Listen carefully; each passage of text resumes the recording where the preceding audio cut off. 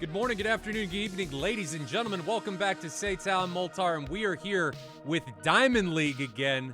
36 Stormo Virtuale taking on Phoenix Task Force in a rematch. We saw them earlier this month, I think, maybe the tail end of October, and Phoenix Task Force came back in a best 2 out of 3 that went the distance, 3 rounds, and the player to watch during that matchup was Black Arrow. He went off, or Black Balak Arrow, I think is what his name was. A little bit of a typo when he got in the game. But we are here again. Rematch, grudge match. Will 36 be able to take it to Phoenix Task Force in this Kobaletti against Baziani matchup?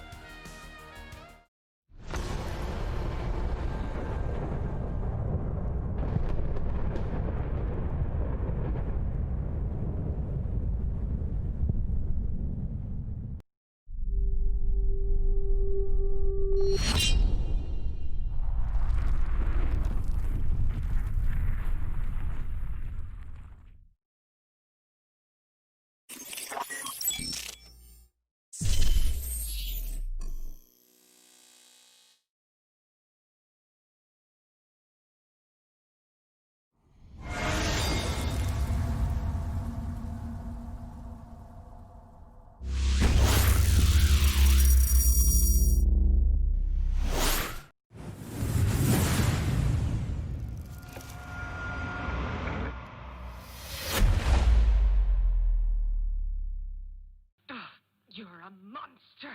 I can swallow a bottle of alcohol in her. Feel like Godzilla. Better hit the deck like the car dealer. My whole squad's in here walking around the party. A cross between a zombie apocalypse and Bobby the Brain Heenan, which is probably the same reason I wrestle with mania shadies in this bitch. I'm posse up. Consider it to cost me a costly mistake if they sleeping on me. The hoes better get insomnia. ADHD hydroxy cut. Pass the Kabasi. In AA with an AK melee. finna set it like a play date. Better vacate, retreat like a vacate, mayday. This beat is cray cray, Ray J, H-A, laughing all the way to the bank. I spray flames that cannot tame or placate the monster. You get in my way, I'ma feed you to the monster. I'm normal during the day, but at night turn to a monster. When the moon shines like ice road truckers, I look like a villain out of those blockbusters. Godzilla, fire spitter, Monster, blood on the dance floor, Louis V carpet. fire, Godzilla, fire. Monster, blood on the dance floor, Louis V. I'm just a product of the cricket onyx. Told him Nick the balls had him just appalled. Did so many things that pissed him off. It's impossible to list them all. And in the midst of all this, I'm in a mental hospital with a crystal ball, trying to see what I feel like this tomorrow. Whisper, dog voices whisper. My fist is ball back up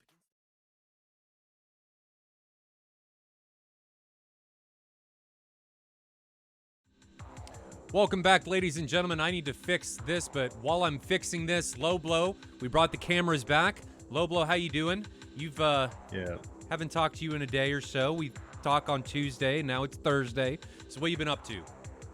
Oh, good, man. I was just doing some BFM with AS on stream. What a workout. My right arm feels like it's just gone to the gym, seriously.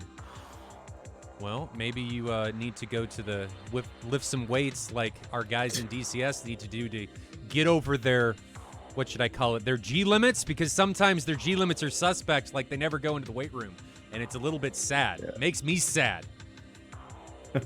You think ED will ever update that? I'm hopeful. I'm hopeful. The Viper is better. I'll say it's better, but it's not perfect yet. It'll get there. I hope. Yeah. I hope. Hang on a second. But today is Phoenix Task Force taking on 36. What are your ambitions for today? What do you think we're going to see? Well, you know, I always look at the stats on Splash 1 Gaming. So at the moment, Phoenix Task Force sitting 3rd in the division compared to 5th in the division for 36th. The win rates there, 66% for Phoenix Task Force versus 28% for 36th. And KD's 1.18 for Phoenix versus 0.51 for 36. So going off the stats, you know, Phoenix have it. But, you know, things can change, right? If they come up with a good game plan and they execute well, anything can happen. We've seen that happen before as well. Well, who do you think the guy's going to be to watch? Black Arrow was it for the last matchup against 36. I mean, he came in here and he went through in the 3rd round and seemingly killed everybody. I think he had 4 or 5 kills. Are we going to see something similar, you think, today? Or you think there's going to be a new player to watch coming in? You think 36, maybe Falcon or Airwolf or somebody from their side is going to be able to bring the pain onto Phoenix Task Force on the flip side of what we saw a couple weeks ago? Well, actually, personally, I'm going to be keeping my eye on the Falcon on Phoenix Task Force because you remember that round a few weeks ago? He was super impressive, basically carried that whole round. I know Black Arrow did come out of that box swinging in that one round, but then, you know, I was keeping an eye on him to see if he'd repeat that in subsequent matches, and he went for it, but he didn't quite execute. So, you know, that leads me to believe that rampage that we went on was more of a one-off than a continuous theme with him. But I'll be looking at Falcon. But, you know, the guys are a team as well. That's, you know, we are talking about emphasis on individuals here, but I really do think today it's going to be whether Phoenix can pull together and work hard as a team. And same for 36, you know. Right. So it looks like these guys are departing. We just saw 36. We're watching 36 depart here. I think we are at Kobaletti for their departure down here, and it is Kobaletti taking on Vaziani. 36 Stormo Virtuale taking on Phoenix Task Force. Phoenix Task Force is taking off out of Vaziani. So I think we were talking about this a little bit earlier with when the Super Cup was going. You think it's about 140 miles distance between these airfields, I think is what you were saying? I think so, yeah, about 140 from memory. Let me just have a quick look. What are you thinking about the J11? That's a J11, right? You know, I don't know. It is B weapon restriction. I did look at that. So we do have B weapon restriction coming in today, which means shorter range. I don't know that there's any Tomcats. I didn't see any Tomcats on the 36 side. So maybe the J11's going to be able to do it. He's going to have the R77s. He's going to have the ETs. ERs, if he gets in close, are very difficult to dodge from under 5 kilometers because they move so fast. So he may be able to make something happen, but will it be enough to overcome the Phoenix Task Force side. And while we're talking about that, I am going to grab somebody from Phoenix Task Force so we can see what they're flying. We actually need to talk about who's actually flying in today's matchup, so let me do that. Yeah. No, I just checked the distances on Cobuletti to Vaz, and that was 143 miles, so pretty close to what we said. You were pretty good guess. Pretty good guess. But we're going to start with who's flying for Phoenix Task Force. That is going to be Black Arrow in an F-15, so he's back in the F-15. Toxin, Ali, Falcon, and Predator all in Vipers, and then Sheik is actually in a 14, so we are going to see some AIM-54 Mark 47 variants coming there. And then for the 36 side, we have 3 16s of Evil, Falcon, and Drigo, a Singleton Mirage of Witcher, an 18 from Ghost, and Airwolf in the J11. So the Mirage, we talked about this a couple weeks ago during their matchup. He kind of came out of nowhere during round 2 to close out when I think Drigo or Falcon was dragging somebody. It was a good bag and drag situation. Do you think the Mirage is going to be detrimental? I mean, it only has 4 weapons. It doesn't have the super fuel efficiency that it used to. It's been gimped there. Do you think it's hurting the 36 side to have a Mirage? I think so. You know, and part of the reason there, we did see a Tomcat there, Shakes in a Tomcat, right? So Phoenix rocking the big stick. And, you know, to work effectively, that Mirage really needs to get in close. And as you said, only carrying 2 Super 530s versus the loadouts that some of these Hornets and Vipers are carrying is quite restrictive. You know, once he fires those off, he really has to then get into a merge to be of any use to his team. So on a pure loadout perspective on that, yeah, definitely hurting his team. But, you know, if he can bag 2 kills with those Super 530s, then, you know, all the power to him. But honestly, I think... you know, facing off against that Tomcat and the Phoenix at 20 miles is kind of going to restrict him a little bit. Now, what about the F-14? F-14, we're in the B weapon restriction. Mark 47s, no Charlie variants of the Mark 47, no Mark 60s. Do you think the Tomcat is going to be effective here? There's lots of Vipers from the 36 side that we've seen. There's 3 Vipers and 18. So they're going to have a PPLI picture to be able to try and keep tabs on where that Tomcat is. Something I do need to check, though, is there AWACS? Is there AWACS? Because PPLI, there is no AWACS. No so AWACS. PPLI is going to be a big factor, and I think the advantage for PPLI has to reside with Phoenix Task Force because they have that extra contributor in the extra Viper. So 4 Vipers. No, actually, they're the same. So 4 Vipers for Phoenix Task Force and 3 Vipers for 36, and then that 18. So you've got equal contributors to the PPLI net on both sides. But, you know, without an AWACS, it both hurts and I think benefits the Tomcat because you're not able to keep quite a good tabs on where he is. And the Tomcat doesn't have the ability to get those radio calls for where people are. But you also, as a defender, don't know where the Tomcat is as well. So do you think the Tomcat's going to wreck some people, or you think he's going to be not really a factor in today's matchup? Well, I think the fact that he doesn't necessarily benefit from the PPLI with the Vipers isn't a huge thing. If he, you know, he's got a pretty powerful radar in and of itself. So if you can close that distance and get in there within 30 miles and unleash some of that Phoenix goodness, he's going to be quite dangerous. So yeah, I wouldn't say the fact that he doesn't have PPI is going to hinder him too much, right. Unless things get messy and he overcommits. Or some of his buddies overcommit, and then maybe we see a blue-on-blue situation. We have seen that in the past as well. But provided that Phoenix are disciplined, maintain their forward line of operating troops, so to speak, and don't overextend themselves, I think he's going to be just fine. You think we're going to see an early launch coming from the Tomcat? We're already inside. Where are we? We're inside 60 miles. We're at 58 miles. So do you think there's going to be an early launch coming from them? And I'm going to go ahead and grab that Tomcat while we're talking about that. Well, I think if he would have shot, if he was going to shoot early, he probably would have shot one at 70.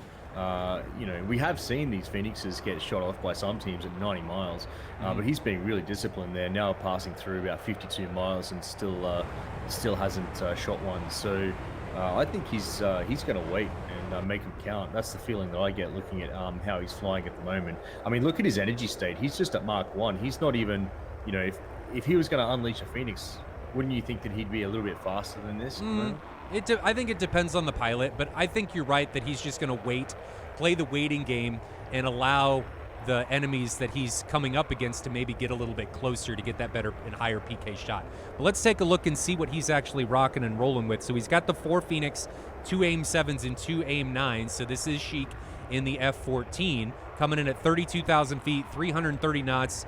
He's maintaining it. He's not in blower. He's just full mill. And I think he, like you said, he's just waiting. He's playing the waiting game, trying to get that better shot. Now have a look at 36 here, Moltar. At the moment, Airwolf and Witch are breaking off to the north. We've got Ghost, Evil, and Falcon heading to the south. Is there someone else with them heading south at the moment? Yeah, Drigo is also heading south. So they're definitely trying to bracket Phoenix at the moment. And I think Airwolf, Witch are probably just trying to serve as a distraction. But the problem is, if most of the Phoenix task force bites off on Witcher and Airwolf, we could see 2 very early eliminations up there to the north. Right, and we did see an early 120 come from, I think that was from Ali, and this is it right here. We're going to see if we can track that. So I'm going to grab it in this view. And we're going to ride along with the Phoenix. I just saw a Phoenix come off from Sheik. So we're going to flip over to him. I'm going to get rid of our cameras, or I'm going to try to. Maybe. That's a 25-mile shot there. It looks like it's either sorted on Falcon or Drigo. I'm not sure just yet. But we've also got a 120 coming off Black Arrow, and the other one came off, who was that? Let's just see. Important to keep a track of these because as the fight progresses, Ali loosed one off as well. All right, let me just roll forward to where you're at. So I got the Phoenix. Phoenix is now incoming on to the 36 side. And I'm going to turn off our cameras so you don't have to worry about those anymore. And that Phoenix isn't tracking on anybody. So no worries on that thing. It went dead. Nobody not tracking on anyone. Next problem may be this Phoenix or this 120s, the 120s that are coming up here onto Falcon. So Falcon has multiple 120s coming in on his position, but both teams taking a pretty defensive posture at the beginning parts of this round. Nobody really wanting to commit. They are decently close, but nobody wanting to step over that uncrossable line here where it's the no man's land and they're unable to return. Right, and in terms of missile economy, we just saw 5 slammers get shot off from Phoenix versus 3 slammers from 36. So in terms of who's still carrying more weapons, it's 36 at this stage. Right. Here comes another Phoenix now off Sheik. Looks like that one is sorted on Ghost, I think. Let me see if I can grab it. Is it on Ghost? That one may actually be on Drigo. I think that is tracking onto Drigo. So we're going to flip over to Drigo's point of view so you guys can see him. And then I'm going to try and get split screen set up here. And yeah, that is coming onto Drigo. So let's go to split screen so you guys can see this as the missile ingresses here. And Drigo's in a world of trouble as that thing is getting closer. He's still too high, under half mile, and he gets face-miled. Drigo is the first casualty, and that was a decent Phoenix shot coming from Phoenix Task Force's Sheik. I got to give him credit there where credit's due, and I'm going to pause it so we don't miss anything while we reset here. Yep. What do you think happened there? I mean, what happened? Did Drigo just get in too late? Did they lose track of where the Tomcat was? What do you think went down? I think so. Yeah, well, I think he was responding to RWR and just lost SA on where that Tomcat was on in terms of its timeline and launch parameters. Let's have a look at the launch on that one real quick. That was a 15-mile Phoenix that shot him down. Right. And so he turned out cold. He would have had the RWR fairly soon after it got launched, I would have thought. Yeah, I think it was more of a case of him just getting caught too high and too late there and not able to defend really properly. But the next incursion looks like it's coming in between Toxin and Evil, 120 being launched from Toxin from 14 miles. He's at medium altitude, 600 knots. Evil's not defending this yet. He's still hot, and he may be in a bit of a pickle here as this thing continues to ingress on his position. He's still not defending, still flying straight, and we can see him on his perspective here. Where's the missile? 2.5 miles away, still high, still not descending and forcing that missile to bleed more energy. Inside a mile now, not notching above the missile. I think Evil's going to get taken out. And no, that thing flies right by him. So Evil was able to get by that missile just barely. But I think Toxin actually broke away. So if we go back to split screen here, you guys will see that Toxin have a look at went this away. down in the south. We were talking about Black Arrow. Here he comes in his Eagle facing off against Evil and Ghost now down to 10 miles. He's shot a 120 off there at 10 miles. Looks like that one's going for Ghost at this stage. And he's Second one's going on Evil. A Twiz, look, a Twiz launch on Evil there, and then bails out to dodge those two 120s double tap from Evil. Now that's let's take a look at that 120 tracking Ghost. Do you think he's going to be all right here? That's Evil got taken down. So Evil got hit, and Black Arrow, I think, is going to be fine. Oh, but Ghost got hit as well. So let's pause this so we make sure we don't miss anything, because you say Ghost got hit. So Black Arrow, again, just making his presence known, ladies and gentlemen, and taking them down. But I think Black Arrow now is going to be the man in trouble as we move over and take a look at him. So let's go here. I'm going to bring up the music because he's got a missile closing in on his position. And is he going to be able to get away from this? Oh my God. No, he gets taken down. A blue on blue. No.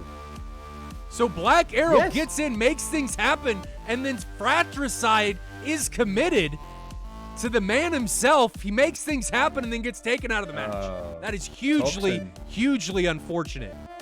Toxin, we've seen Toxin fly really intelligently in past matches, so I'm super surprised that 120 came from him. But that just goes to show you anything can happen. Now, hats off to Black Arrow making a 2v1 there out of that fight, and that would have been a 2v0 had we not seen that blue on blue. So he went and did some work, and good job there, Black Arrow. Well done. Right. So Black Arrow got taken down, and I think 5v3. I think stage. Ghost got just taken down that we missed. So multiple people getting taken down here rapidly, very rapidly. And we've got, if we flip over to the map so you guys can see this, Predator looks like he's getting in a bit deep here, and is he going to be able to get away? But Witcher, I think, is going to be the man that's going to be in a bit more trouble. He's got a 120 coming into him from high to low. Is he going to be able to line of sight that? No. So Witcher gets taken down, and people are just going down all over the place. And Falcon is in a load of trouble here. 6 Mile Slammer coming from Ali. He's got the Phoenix from Sheik as well. So he's defending a 120 and a Phoenix right now, trying to line of sight both of those. Let's see if he gets out of this. I don't think he's going to... Oh, Phoenix has just gone in line of sighted. The 120 still tracking him. 120 barely misses him, but the Phoenix...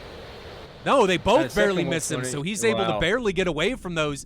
Well done. Those defensive maneuvers saved Falcon's life there, and he was able to get away, but I think we're still down to a 2v5, which is going to be rough. That's going to be really rough for them to be able to come back from. Toxin with the 120 on a red jet this time. Looks like that's tracking Airwolf, and Airwolf getting down into the weeds. Looks like he will line of sight this, I think. He's still pretty high. Still pretty high. I don't know.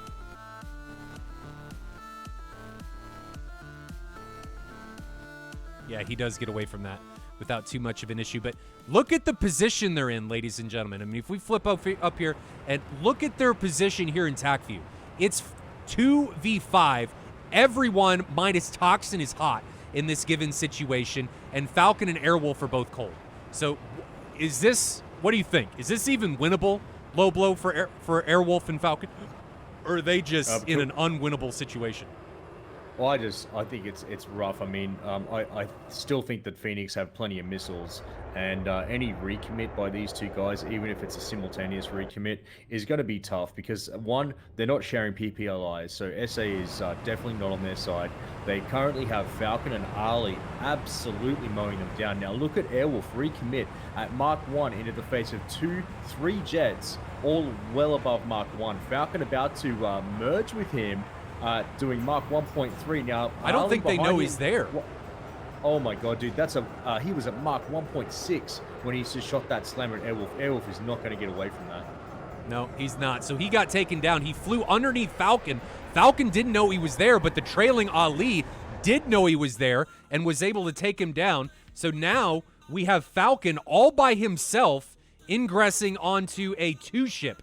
One missile goes out. Can't tell who that's on, but he's got a 120B coming in from high to low from the Phoenix Task Force competitor, and he's not getting away from that. And that slams into his aircraft. And 36 Falcon is the last remaining 36th flyer, and he is dispatched, giving Phoenix Task Force really a commanding victory in that round 1. They have 5 pilots remaining. Yeah. That was rough. That was rough. And, Black Arrow came out early, did some good work down there in the south. And I think removing Ghost and Evil from the south really then allowed Phoenix Task Force to go to work. Even with the blue on Black Arrow, what then became a 5v3 in the north was never really going to be too winnable, especially since Falcon was really overcommitted at the point where Evil and Ghost went down. Falcon all of a sudden just found himself in a load of trouble, completely overcommitted with no support coming in from the south, which I think he was relying on a bit. His positioning was really dependent on those 2 airplanes in the south being able to back him up. And once Black Arrow made them evaporate, Falcon was just hurting bad. Right. Yeah, I agree there. Black Arrow, I think, was the game changer. I think once he got those first 2 kills, or not the first 2, but he got those 2 back-to-back kills on that high fast commit with his F-15 and got those twist shots, there was no coming back for 36. Yeah. It was unfortunate that Black Arrow got taken down via that fratricide, but there's not much more that could have been done there. Defending against that Phoenix Task Force ingress from Black Arrow. One other thing that's worth mentioning is when you're going up against a team that's heavy on Vipers, in late game, the Viper is super lethal because you can't really extend away from it for a good recommit. It will just chase you down, as we're seeing them. It's capable of getting to Mark 1.9, relatively easily if they climb, and you're just not going to get away from that, Right. So it makes endgame really hard for some of these teams when they're trying to get a good separation and a recommit. It's just not going to happen. Right. You want to drive this TAC view? Can do, yeah. Let me know when you're ready to go.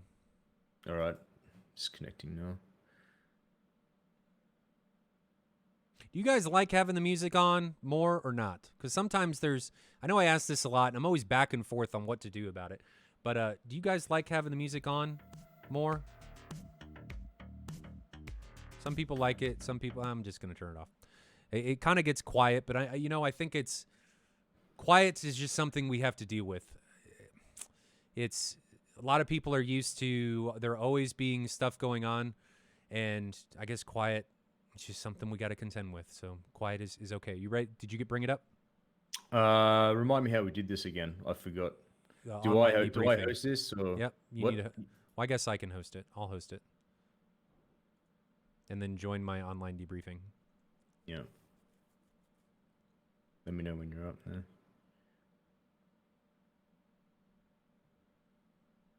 Yeah, we're just gonna Southern Jumper.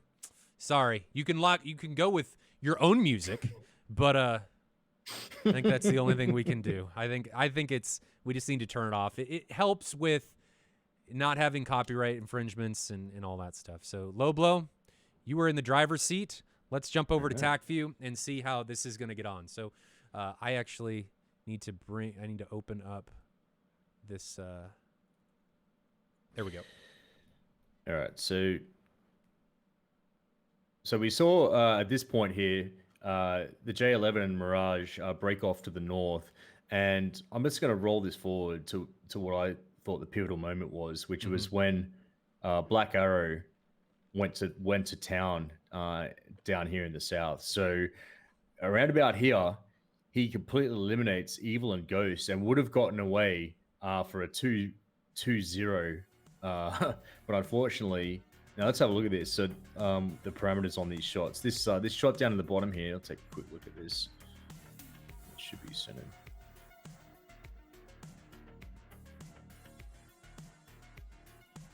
So a 10-mile shot there, and then he twizzes on Evil and gets out cold just fine. He was going to be absolutely fine at this point here. And I think there just was a breakdown in communication, well, clearly, between himself and Toxin. Toxin thinking that he was either Ghost or Evil, and Fox 3's on him here at 8 miles.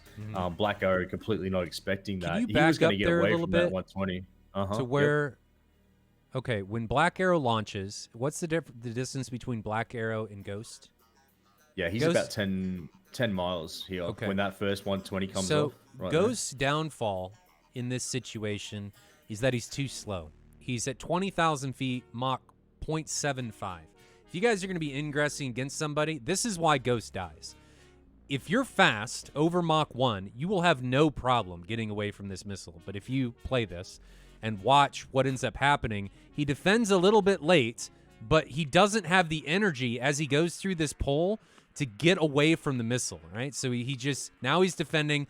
He's so slow as he goes through that aggressive defensive turn. Now he's met down to Mach 0.5, and he can't accelerate fast enough in the F-18 to be able to get away from this incoming threat. So if you guys are going to take this line of thinking and come head-to-head against somebody like an F-15, which you need to recognize if it's an F-15 or not, and then lock him up to see what his speed is, it's really important to judge your egress based on how fast he is and how fast you are. If you're slow and he's fast, you better be getting the hell out of the way because he's going to be taking you down like a freight train. And Black Arrow's coming in here at Mach 1.2 against you at under Mach 0.75 down to Mach half a Mach at some point. Brother, you're dead. Like there's no getting away from that. And like you said, it's unfortunate that Toxin, there wasn't a communication breakdown, or I don't even know that he was locked onto Toxin. Toxin was locked onto Black Arrow. He may have been, but the missile could have just jumped to Black Arrow maybe. Right, but let's talk about it for a second because it is a really interesting blue on blue here because Black Arrow, I'm sure that he's known to his teammates for going balls deep, so to speak, and on a frolic of his own. And it's this clearly illustrates that there is some risk associated with that, because you can overextend and get mistaken for a bandit by your friendlies. But if you were Toxin, how would you have handled this situation differently, Malta? In this situation, I would have, if I were, well, who am I in this situation? Toxin. It just comes down to communication. This is an unfortunate playing of events, and there's no AWACS. So I think it was just Toxin didn't realize that Black Arrow was in there deep, and communication needs to happen when you ingress in there as a singleton. That's the only thing that I think can happen in this. Somebody says you can't defend an 8-mile 120. You can if it's a B, and if you're fast enough, it's not too difficult to get away from if they're 120Bs. They bleed energy with those big fins rapidly. So if Ghost was fast enough, this wouldn't have been a problem. Evil's not even fast enough in his 16. Moving on now, just at this position here, we see that Falcon, just directly over Bulls, was relying on Evil and Ghost for support, because these two jets were tying up Black Arrow and possibly Ali as well. Now, the minute that Evil and Ghost evaporate, Falcon is literally the forward line of operating troops against three jets. And completely overcommitted at that point. So we can see here how rapidly the situation changed for Falcon from being, okay, to all of a sudden in deep doo-doo. Well, it changed for Falcon going from a 3v3 to a 2v1 or 3v1 had the fratricide not committed. And actually, it's even worse than that because Phoenix Task Force Falcon is coming in from the north. Yeah, absolutely. And that's a let's see, a 10-mile shot on him. And he defends immediately, turning into Falcon. I'm not sure if he actually gets one off here. I don't think he does. He just goes hardcore defensive through 16,000 with a split S, but gets away from that. Well done. Yep. Now, let's move forward. And this is where Witcher goes down now from Predator. And this is just, a good, solid parameter shot, I think, from Predator here at 8 miles. Even though Witch is fast, let's just take a look at his defensive maneuver. Too late. Not enough. Too little, too late, I think, for Well, he for didn't Witcher. commit into anything. He didn't commit to a notch. He didn't commit to an out energy. He just kind of flew. And the missile, unfortunately, will outfly you by killing you, which is not something you want to do. So you got to commit to some sort of defensive maneuvering, and if you don't, you're going to die, and Witcher ended up dead. Now, Falcon, 36 Falcon does a very good job here defending three missiles, actually. And but it is really an unwinnable situation at this point. I think you could put some of the strongest pilots in SATAL in this position here, the 36 position, and they would really struggle. And part of the reason for that is what I alluded to before, that you can't really run away from a Viper. Even though one of these guys is in a Viper, have a look at the energy state that Falcon and Ali are able to build up on him. If I just wind forward here, Ali was up to nearly Mark 1.6 at one stage here. Our Airwolf gets absolutely obliterated with his recommit onto Falcon. I have no idea why he recommitted that early. I don't really know either. He's not really in the terrain to recommit. There's no serious altitude well, there is. It's 19,000 feet coming in from Falcon, so he can't hide behind any of this terrain. So regardless of what he does, he's in deep doo-doo. So I think he just kind of threw in the towel and said, I'm going. We're going for it. And tried to make something happen, but unfortunately he wasn't able to see these guys. Maybe he tried to get a quick Earth track and launch some ETs, but I never even saw a missile come off of Airwolf's aircraft. Yeah, not just in this situation, but in the entire round.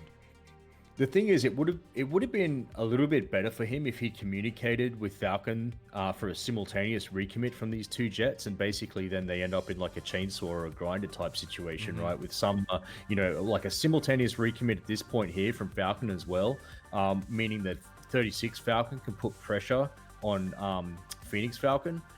May have worked, but Falcon, 36 Falcon just keeps pumping out cold, and Airwolf is left all by himself and in a world of trouble.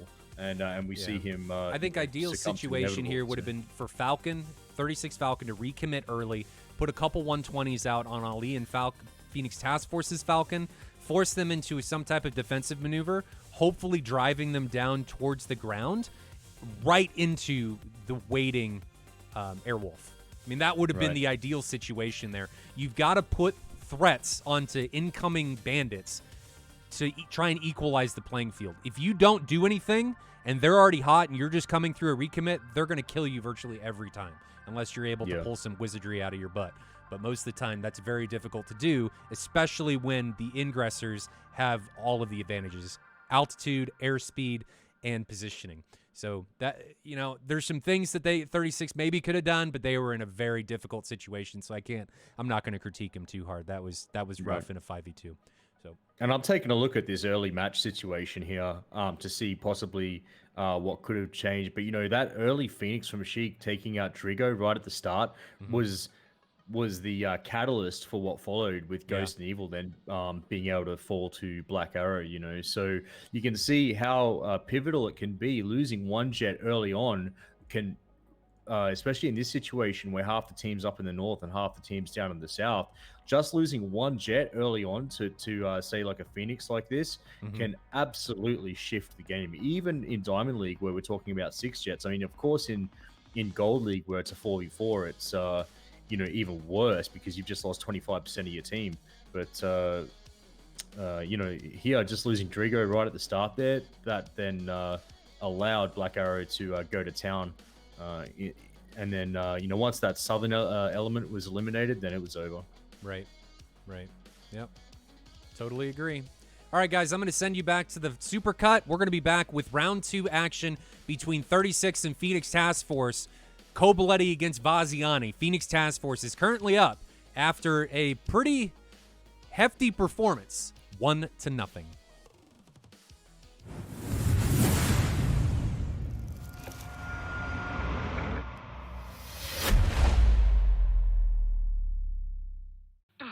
You're a monster. I can swallow a bottle of alcohol in her. Feel like Godzilla. Better hit the deck like the car dealer. My whole squad's in here walking around the party. A cross between a zombie apocalypse and Bobby the Brain Heenan, which is probably the same reason I wrestle with mania shades in this bitch. I'm posse up. Consider it to cost me a costly mistake if they sleeping on me. The hoes better get insomnia. ADHD, hot drive.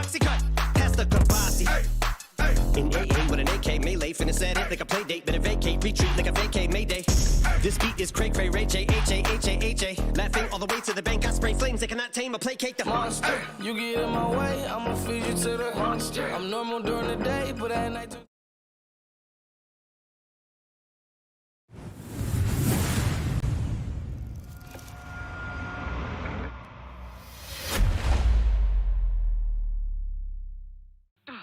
You're a monster. I can swallow a bottle of alcohol in her. Feel like Godzilla. Better hit the deck like the car dealer. My whole squad's in here walking around the party. A cross between a zombie apocalypse and Bobby the Brain Heenan, which is probably the same reason I wrestle with mania shades in this bitch. I'm posse up. Consider it to cost me a costly mistake if they sleeping on me. The hoes better get insomnia. ADHD hydroxy cut. Past the capacity. In AA with an AK melee, finna set it like a play date. Better vacate, retreat like a vacay Mayday. This beat is cray cray, Ray J, H-A. Laughing all the way to the bank, I spray flames, they cannot tame or placate the monster. You get in my way, I'ma feed you to the monster. I'm normal during the day, but at night turn to a monster. When the moon shines like ice road truckers, I look like a villain out of those blockbusters. Blood to the fire, spit a monster. Blood on the dance floor, the Louis V carpet. fire. Blood to the fire. I'm just a product of the cricket onyx. Told him lick the balls, had him just appalled. Did so many things that pissed him off. It's impossible to list them all. And in the midst of all this, I'm in a mental hospital with a crystal ball, trying to see what I feel like this tomorrow. Whisper, dog voices whisper. My fist is ball back up against. Welcome back, ladies and gentlemen. We're just going through some fast forwarding to bring us back into parity with all of the tracks and everything like that. Hopefully you enjoyed me breaking it down there to some Eminem. I do love me some Eminem. You know, the guy, I love that he doesn't get into the spotlight. I love that he's just kind of this guy, you know? He shows up every once in a while. He doesn't do anything dumb. I mean, I'm sure he's done stuff. Maybe, I don't know. We won't go into that, but I like his stuff. So, good job, Alpha Whiskey. That supercut is, it's baller. But what do you think's coming here, Loblo? What are your expectations? You think Phoenix Task Force has got the momentum? Is 36 going to be able to bring it back and send us into a round 3? Give me your take. Well, I like the old bit of Moltar wisdom that the best way to win SATAL is not die. So 36 just need to not die. And particularly, don't die early. Dying is bad. I mean, when you're dead, you can't fight anymore. It's bad. It's bad. So what does 36 need to do aside from not die to equalize this at 1 apiece? Don't die. Yeah, don't need a Phoenix right at the start of the round. Yeah. That's all right, John Madden. All right, John Madden. You heard it here first, ladies and gentlemen. Don't die. That's how you win in air combat. Don't die. Billy, if you're listening, shirt. What else to say? I think they just need to. They need to make the openings count when they present themselves. It was really difficult, I think, in the first round because Phoenix Task Force didn't provide a lot of openings. They attacked and did well of operating together. They didn't, with the exception of what happened with Black Arrow, of committing into a situation as a singleton. Obviously, he made the best of it. But that could have very easily gone the opposite direction. Black Arrow went in as a singleton and could have been taken out by the 2-ship. I think teams need to recognize that every shot you take doesn't necessarily need to be for a kill. You need to try and dictate the fight in the way that you want it to be. I'm going to go ahead and hit play here while we talk about this and while something I'll bring up on a serious note is this Mirage 2000. You know, I'm pretty sure that when the French employ this, they employ it sneakily, right? If it's going against Western Gen 4s, you know, with better radars, you know, in this case, better missiles, because, you know, I mean, they're Fox 3s, you know, what the Mirage is carrying is a Fox 1, so he needs to support that missile all the way until it hits. Now,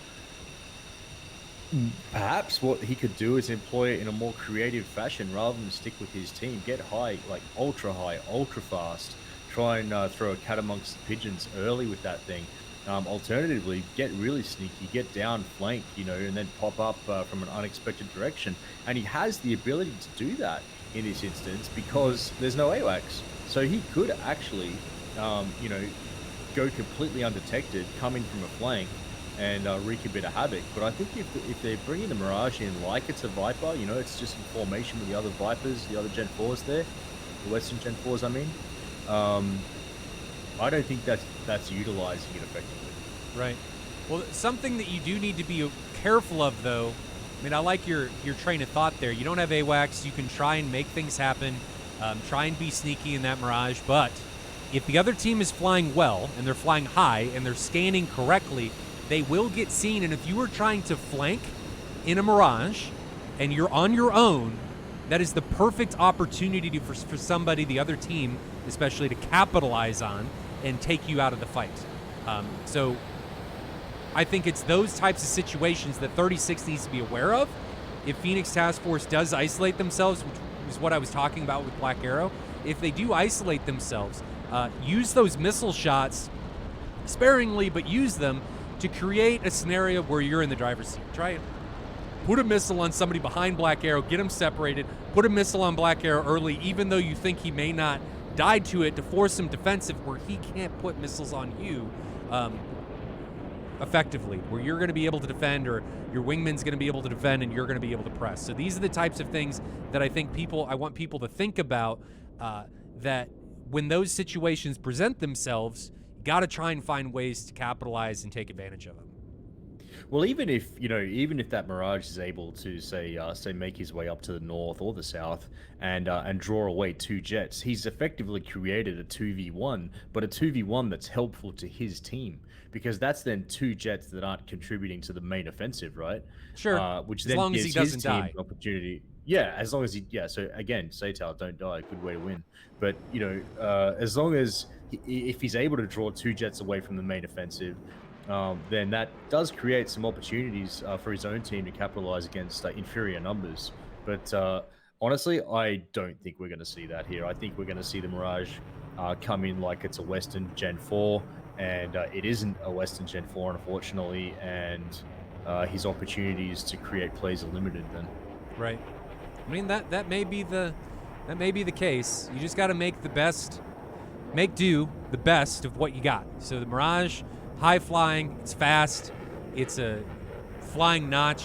You gotta make do with what you got. So it can get in and get out very rapidly, and maybe it creates a dragon bag situation where he goes in, gets somebody to come on him, and then somebody else comes in, like the Airwolf's flanker comes in from low altitude and is able to pick somebody off that he's dragging right across his nose. So maybe that's what we see. But what does Phoenix Task Force need to do on the flip side of that, low blow, to finish this out in 2 rounds? Will fight like they train like they fight, and I think they're actually quite good at doing that, which is why they're sitting at 3rd in the division right now. To me, I don't see Phoenix Task Force getting flustered. I think they're not going to come in overconfident or complacent. They're just going to do what they do well, which is good aggressive flying, and the fact that they've got a couple of pilots who can absolutely lay the smack down when they want. Like, you look at how confidently Black Arrow came in and Twiz and then got out, and had it not been for that blue on blue, that would have been a 2 for 0, which is incredibly decisive. And I would say that there's a number of pilots on the Phoenix Task Force team who are equally as capable. So they just need to keep doing what they're doing, I think, and then they'll be just fine. Oh, hitting the wrong button here. These guys are starting to get closer. We're probably inside 100 nautical miles separation between Phoenix Task Force and 36.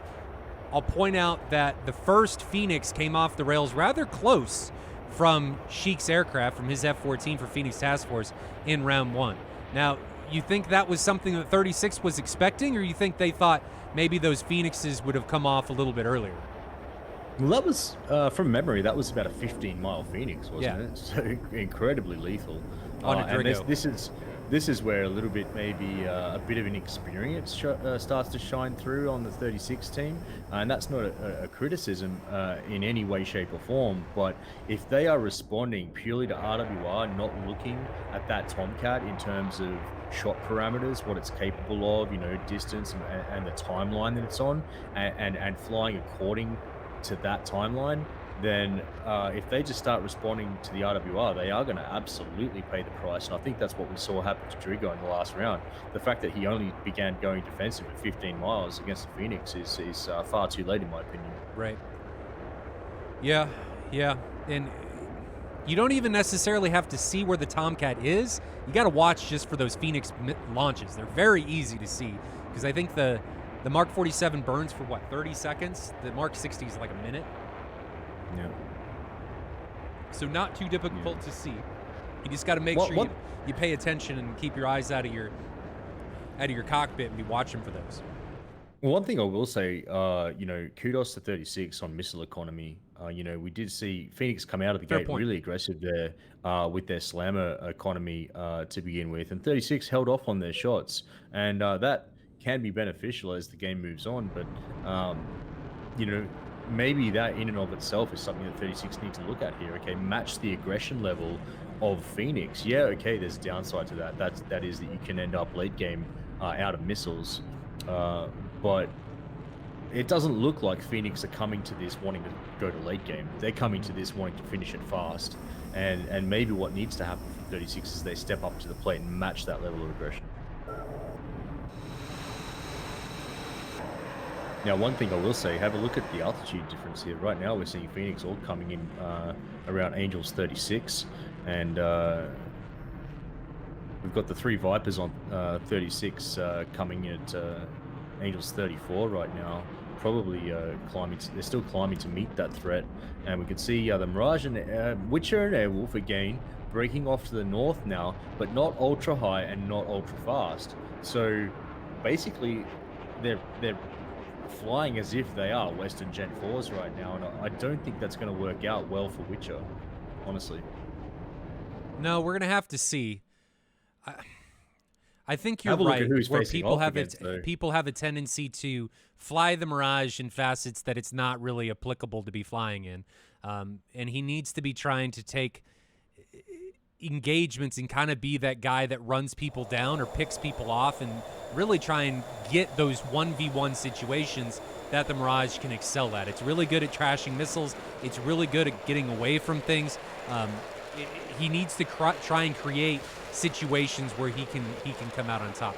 First missiles are coming off the rails. I saw 120 come off from Falcon. There it is. So let's show you guys on the map. There's the missile coming from Falcon. It is on the 2-ship of Witcher and Airwolf. 120 is being responded by Evil, maybe Falcon and Drigo down here to the south. No Phoenixes yet. So again, Phoenix Task Force, there it is. So Phoenix Task Force Sheik is just waiting a great deal of time before he launches any missile at his opposition. So let's grab that. Well, those Phoenix. 2 slammers that came in from the south actually topped out at 50,000 feet on Sheik, and that one that's tracking him right now, he's going to be just fine, but it's coming back down through 31,000 at Mark 1.8. Yeah, and that Phoenix is going to be a problem coming in on Witcher. Witcher again, maybe getting caught with his pants down. No, God. It's been notched. It's not tracking. It's going to fly directly over him and not be a problem. So he's going to be able to get away from that without too much of a fuss, and we're going to move on. So Witcher almost gets taken out there. I was a little worried that he was going to have some issues getting away from that, but he was able to notch it, flies under it, and the Phoenix flies harmlessly on its way. So we're still at a 6v6. Nobody has been taken out yet.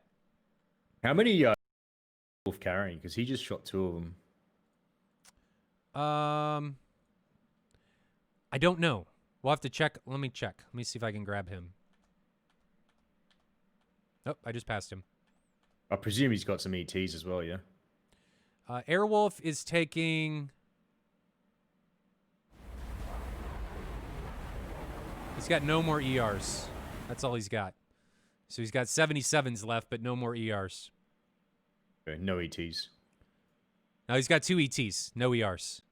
So 2 77s and 2 ETs, and then 4 73s. Now Witcher's coming in against Toxin, Black Arrow, and Ali. And Predator's getting in here. Predator's getting in here rather deep against Ghost. Yeah, that was a 10-mile 120 from Ghost on Predator there. Predator now defending hard. But I think the person that we need to be worried about is Falcon, as he's defending a 120 inside a mile, and he's actually recommitting into it, half-mile away, and Falcon gets taken down. Instead of running away, he does a split S directly into it. I don't know what happened there, but that was a problem. And, well, almost simultaneously in the north, Witcher gets eliminated. He was defending against 3 slammers from Toxin Arrow and Ali, and eats 2 of those. So goodbye, Witcher. Rest in pepperoni. Yeah, I'm sorry, guys. I paused things because I gotta make sure we don't miss anything. What the camera? What are you doing? ER from Black Arrow.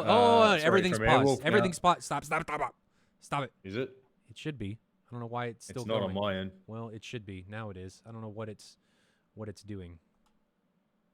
Just give me a second. I gotta capitalize on what exactly is going on. I hit So the while wrong button. Maltar's figuring that out, we are now down to a 6v4, having seen Falcon and Witcher get eliminated simultaneously, one in the north, one in the south, and unfortunately that leaves 36 in a bit of a predicament because their 4 jets are effectively bracketed by the nature of what just happened. So quite easily at this point, we could see Phoenix Task Force envelop them. As we've said in past, the documentary channel Fish in the middle of the ball with the Predators circling around. That's what we're seeing now with 36 here, and a 4v6, not a very nice position to be in. Well, yeah, that's just unfortunate, and I don't know what they're going to have to do in order to come back from this. But this is rough. This is really rough. A really rough position to be in already when you're already a match down or a round down. This is trouble for 36th, and I don't know that they're going to be able to come back. I mean, what do you think they need to do to be able to even have a chance here at coming back? Well, it's super tough, right? Because they're punching their way out of the paper bag in the middle over Bulls there, and they have to pick a side and fight on one side. But when they do that, they're opening their flank up to the jets on the other side, right? So let's say that Airwolf, Drigo, and Ghost decide to take the 3v3 in the north against Ali, Black Arrow, Toxin. All of a sudden, their left flank is completely open to Predator, Falcon, and Sheik from the south there. And remember, Sheik is a Tomcat. So if he's still got Phoenixes on, those 20-mile Phoenix shots coming in from the side are going to be incredibly lethal. So it's not a very nice position to be in.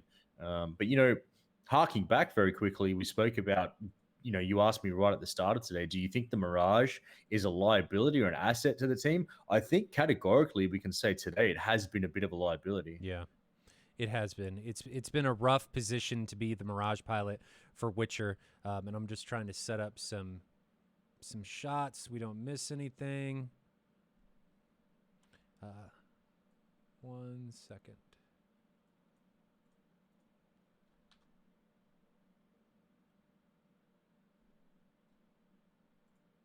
As for what can be done in this situation, it's super tough. It's super tough from 36 perspective. I think maybe the best they can hope for is that someone on Phoenix Task Force overcommits themselves and they can eliminate one jet like that, and then hope that situation repeats itself, and then eliminate another jet like that, and then all of a sudden they're down to a 4v4. Right. But I think the chances of that actually happening are quite low. Right. It would have to be someone like Black Arrow going ham and then finding himself in an awkward position. But the fact of the matter is, at this point, Black Arrow has so much support from the rest of his team that I don't see him really getting into a position where he's going to overcommit himself. Right. Even if he does, I think he's in a relatively good position right now. Yeah. Well, he's headed away, so I think he's okay.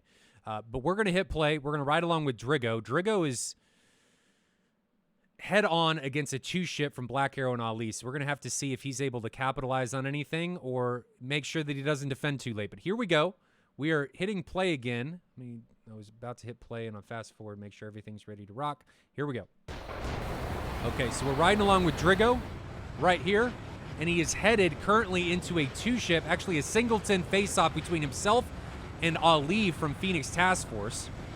There's Let's take a Ali look at the 7 altitude miles difference above. there. This is significant. It's about 10,000 feet. He's got a 120 coming at him. He is now defending. Flares are not going to do anything against that 120 as it comes in against him. And Drigo, I don't think he's going to get away from this. And he gets taken down. And now I think the person to watch is Ghost. And Ghost is now pressing, trying to run down Ali, but he's got Toxin coming in on his left side that we can't see yet.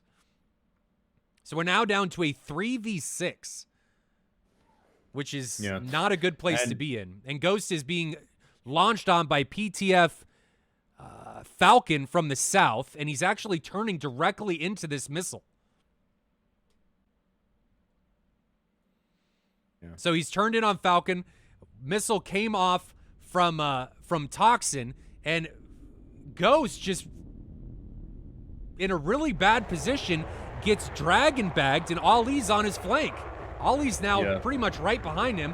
120 coming in directly on him, and he gets taken down. And now the person to watch, I think, is going to be Evil.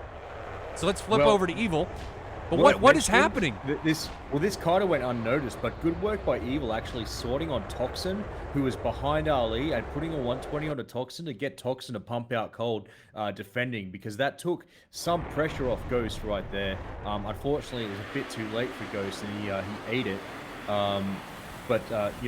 Good, solid flying by Evil to try and bail Ghost out by removing the pressure from Toxin there. And let's see where we're at now. We're down to a Singleton. A it's Airwolf. 1v6. Am I counting that right? A 1v6. Airwolf is all by himself. And he's got multiple missiles coming on from his head, from his front on the left. And those were launched by Ali from an F-16 from Phoenix Task Force. And this was just absolutely brutal. A schmammering. A demolition. Carnage. Inflicted by Phoenix Task Force on the 36 side, and that's unfortunate. Wow, Phoenix came in really confident off the back of that first round there.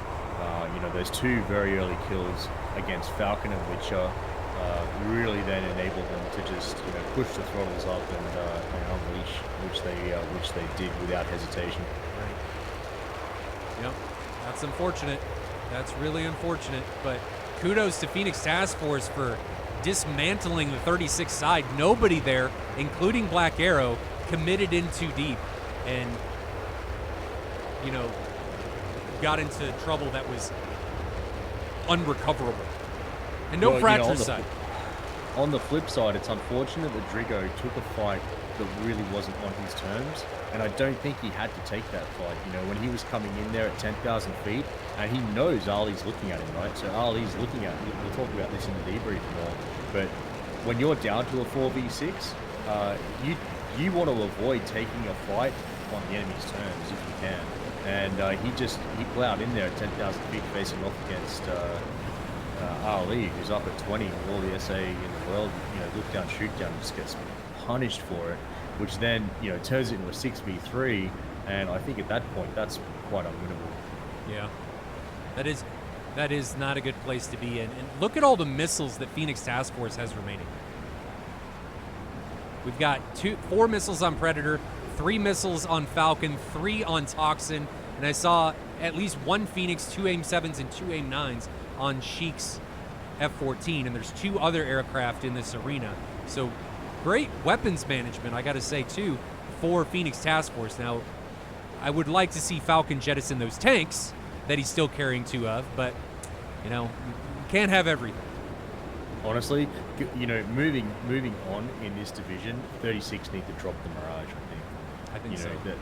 I think it's too big of a impediment.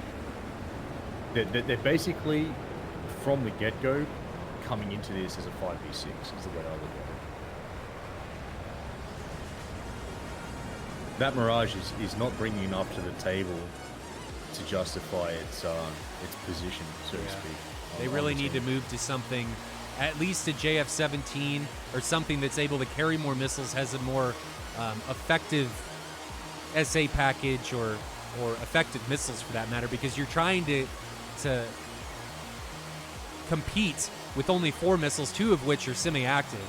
which is not a good place to be in, and you only carry 4 of them. I mean, the flanker it's probably the next most gimped aircraft, but at least it can carry up to 10 weapons, right? It's not in a place where it's running out of missiles at any point. It's great to see 36 bringing 3 recruits in, though. You know, kudos to them for, you know, supporting the new guys in their squadron and giving them a seat at the table. I think that's a really positive thing and really great to see. But guys, if you're listening, I think you should change the lineup slightly with the jets, and that might help you out. The Mirage right now just isn't working out. Yeah, it's unfortunate. It is unfortunate.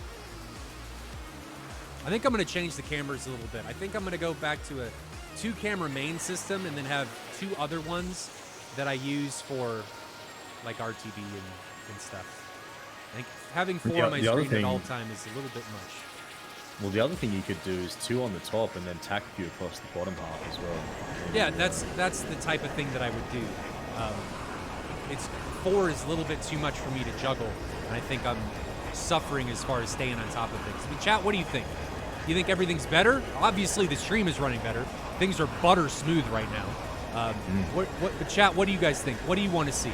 I know you guys like having tack view, which I'm trying to center. I'm trying to find a way for somebody to drive tack view and real-time telemetry because that's another thing, trying to keep it centered while I juggle the cameras and everything. That's something else I'm having to deal with. But I want to know what chat thinks. Navy Doc says I'm trying to do too much. I agree.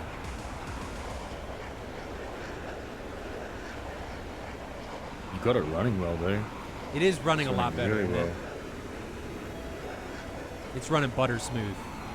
I like the new views. I think there would still be 4 cameras. I think I'm trying to utilize all of them too much, and having all of this movement on my screen at the same time is hurting my brain. It's hard for me to keep up. So if anybody knows of a way to have somebody else drive a real-time telemetry screen, I'm all ears. Because it's hard for me to keep it in play and make sure it's in the right spot. I mean, if I hit online debriefing and I host it, are you able to join this? I'll just test it now. Can you see the planes moving? Or see the planes? Yep, I can see them. Yep. Oh, okay. So we can do this. Am I instructor right now? Yeah. Oh, cool. Yes! That's what we're going to do. You're going to drive the real-time telemetry for the stream. All right. All right. This works. This works. Cool. Southern Jumper. Dude, I have 3 stream decks. The stream decks aren't the problem. There's so much going on. Having low blow drive this is going to be a lot better. Yeah, the potato graphics, you guys don't notice until we get down on the ground. It's like that because I'm running 4 cameras, and I had to turn things down so that the GPU wasn't getting hammered on VRAM. So it's a compromise, right? It's something that we have to deal with. By the way, I was checking out the stats on that AMD 6900 XT. That card looks like a beast. Have you been looking at that? Yeah. I gotta watch what I'm spending, because we're building a new house. It's almost done. We close on it next week.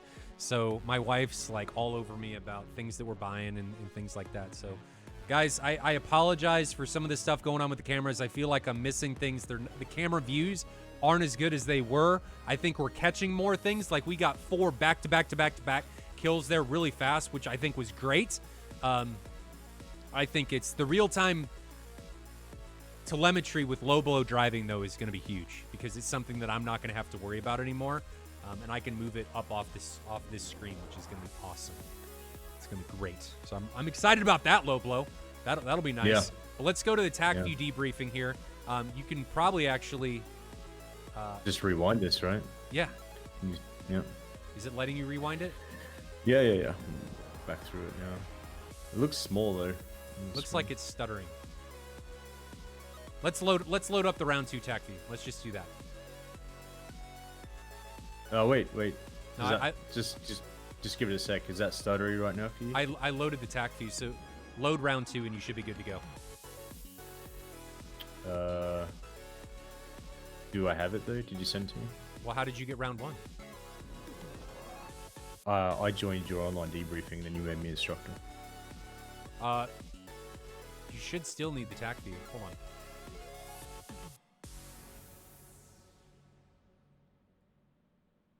I'll send it to you. 1 second. There it is.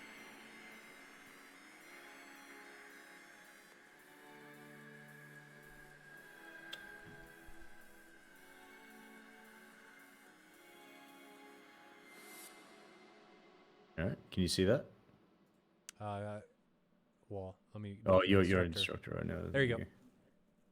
All right, here we go. All right. Okay. So, what I saw happen, which was really pivotal, was the simultaneous destruction of Falcon in the south and Witcher in the north, which happens. Which we missed Witcher dying. Yeah. Unfortunately, he has 3 120s on him at the same time, and as soon as the northmost jet and the southmost jet die, it leaves the rest of the team in the middle, bracketed, and then we see the early, or the how should I put it, non-optimal committal by Drigo at 10,000 feet against Ali. I think it was Ali. So anyway, here is here's Witcher at 10 miles. He gets gets sorted on by all 3. Yeah. You see that? That is unfortunate. That is a lot of simultaneous launches. That is rough. Just overextended, I think, a little bit too much, and pays the price for it. So he dies, and then we see Falcon in the south die pretty much at the same time to this 120 from Predator, I think it is. There he goes. Yeah, it's down there. So boom, boom. Those 2 guys are dead. Both of those guys are dying because they're not flying ahead of their airplane, and they're getting caught in positions that are nigh undefendable. They're too fast to effectively notch. They're too slow to out-energy a missile. They're just like in no man's land, right? They're not in a good position all around, which is unfortunate. I mean, if you look at their speed, at their altitude, they're not in overly fast and they're not overly slow, so they can't really do anything at this point. Yeah. So they die, and then that leaves the rest of their team in a 4v6. But unfortunately, Drigo takes this fight here, which I'm just going to point out real quick, at 10,000 feet against Ali. And let's just go to side profile view to accentuate the altitude difference between these 2 airplanes. This is not a fight he should have taken. No. At all. No. If he's in this situation, what he needs to do is fire early to try and get Ali to come down off his altitude and to get Ali to fire earlier. So, or not fire at all and just defend. But if Ali defends, look at Black Arrow's positioning high and behind him. So Black Arrow's in a really good defensive position to support his wingman of Ali. But that, if you back up there a little bit, low blow, that's just not a fight that should have been taken by Drigo at all. You're not in a good... You don't have any advantage coming into this. If you're seen, just turn around and run away. Well, I don't think he even had SA on Ali. It didn't even look like he was trying to engage Ali at that point. I think what happened was he got the 7-mile slammer on him and got an RWR warning probably straight away, and that's when we see him defend here. Right. But he was just kind of bumbling into it, and you know, the obvious thing happens there, and then that leaves Ghost, Evil, and Airwolf in a 3v6, and I don't think that's winnable. Well, if we back up again to Drigo, I think it came down to look at the altitude differences on the entire team. The situational awareness advantage for Phoenix Task Force is going to be huge. And if 36 would have been higher, I think they would have had a much easier time seeing Ali, Black Arrow, and Toxin, but everyone is low. They're trying to play this hide-and-go-seek game, which isn't going to work against competent high pilots. Yeah. Yeah, it makes it really hard for them to commit with any kind of authority there. So we have seen this time and time again in SATAL. The guys getting down in the weeds and trying to fight that fight from that position, and I rarely see it work out for them. You know, the guys that are high and fast do good work. It's as simple as that. They typically do, as long as they defend correctly and they don't just fly headlong into the missiles. Because you got to remember, guys, as things speed up, you got to be thinking about things earlier. As things progress faster, you need to react faster. So it's a give and take. If you're faster, you got to react faster. If you're slower, you have more time in certain situations, but you got to be thinking ahead a bit further about gaining speed or slowing down, so on and so forth. So I think you're right. You know, after Drigo's death, that's when everything cascades. Yeah, and also at this point here, you know, Airwolf basically all the way down in the south there, unable to support his teammates to the north. So effectively what we're looking at is a 4v2, you know, with Ghost and Evil here. And, you know, that's not going to work out well. We see Ghost get eliminated pretty much straight away. Then Evil dies, and then Airwolf is literally in a 1v6. And that just unraveled extremely quickly. Let's see how long that actually took from the time that Falcon and Witcher died, which is at 23:35, to the last jet dying 26:55. So we're talking about 3.5 minutes there. It's rough. It's how fast things can happen.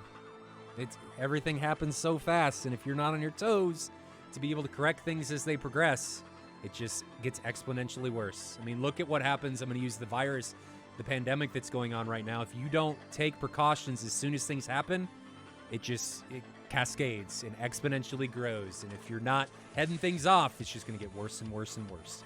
So that's what happens here. Using that as an example, things happened and then no precautions or changes were made as those things happened, and it cascaded and got exponentially worse to the point where it was nigh unrecoverable and everybody died. Yeah. So that's all I got. That's all I got. Anything else that you got closing out? Anything coming up this weekend? No, the next thing is Pilot X on the 28th. We're still looking for a world team, so if there's any strong BFM pilots out there who want to commit on some 1v2 ACM, head over to the BFM ACM clinic and sign up for that. You'll be fighting me as I won the last BFM competition, so I'll be Pilot X. He's a terrible pilot. Terrible pilot. Taking on 10 pilots in 2 at a time. So first to 5. The rules are all up in the clinic for that. If you've got any questions, feel free to PM me and I'll let you know how that works. But no, thanks very much, Malta. How are things with you with the house and everything now? House is going. I think we're going to take next week off, and I'm going to have to skip those rounds to make sure we stay on track.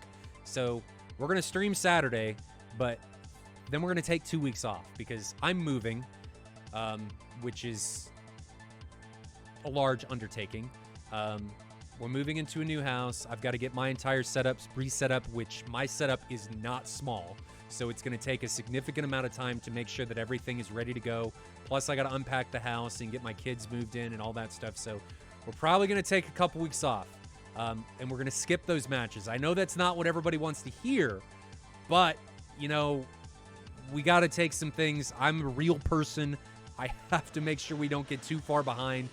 It's going to allow Alpha Whiskey to get caught up on stuff. It's just going to allow everybody some time to breathe from the casting side. We do 3 of these a week, and we've been doing 3 of these a week for several months.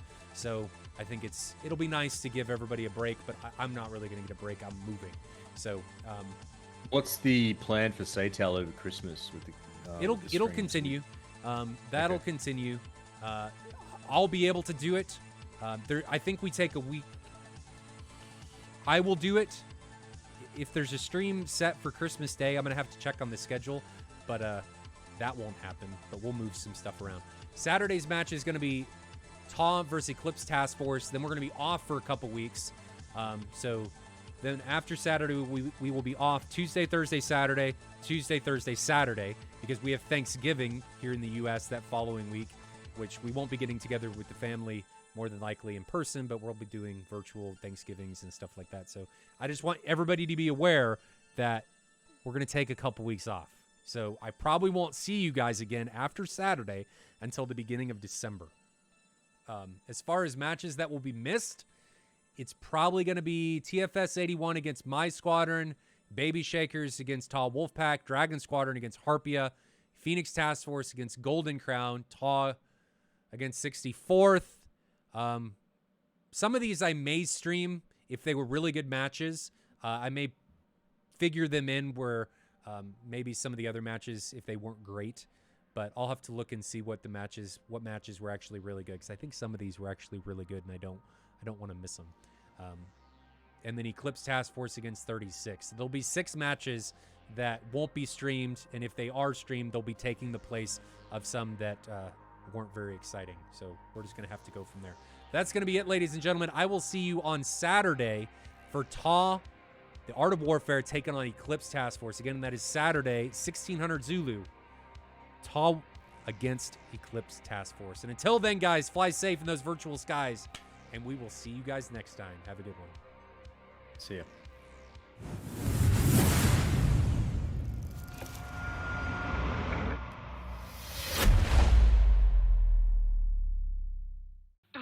You're a monster. I can swallow a bottle of alcohol in her. Feel like Godzilla. Better hit the deck like the cartilla.